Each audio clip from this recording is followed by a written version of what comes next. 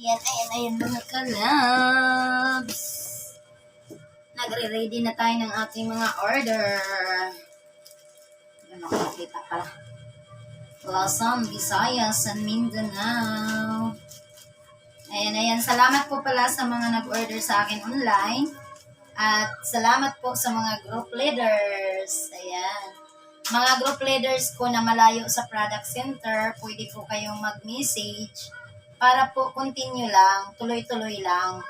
Kasi bilang dealers, endorser ka po ng First Vita Plus, kailangan mo lang humanap ng mga taong matutulungan. Ayan. Kung sila po ay mayroon silang karamdaman, tulungan nyo lang po.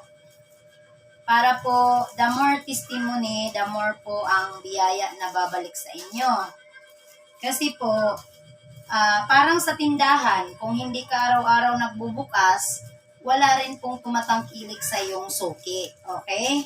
So, ayan, ganun lang din po sa First Vita Plus. Kaya nga po, ako, mas pabor po sa akin na mayroon talaga kang pang-risk back na na kahit papano, kung wala pa naman kaya na isang bag, pwede pong mag-order sa akin ng 2 o 3 kahon para po makabuo po ako ng isang bag. So, pag nakabuo na po ako ng isang bag, ayun na po, talagang ma-risk back ko yung aking pera. At yun, ikaw po, kasalukuyan ka pong mag-iipon. Ayan. Kasi kung hindi ka po matutong magdisiplina sa iyong pera, yung kapirahan, sa iyong financial, mahirap pong sumurvive sa panahon na to. Ayan. So, kung gusto mo naman na makalaya dyan sa salitang kapos, kasi ako, tingnan nyo naman, proud po. Sumakay lang po ako sa sinabi ng speaker na bus. Ano yon? Binta, utang, sangla. Ayan. Kaya lang, ang good news, ang napatulan ko ay utang. Ayan. Umutang po ako ng kapital. Kasi po, pag negosyo ang pag-usapan, mayroon po talaga yan siyang kaakibat na kapital.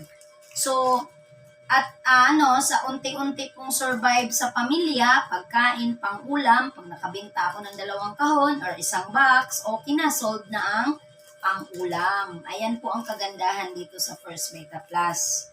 At kung makasurvive ka po nun, disiplinang konti, raise back ang kapital, balik ang kapital, hanggang makarami ka ng account.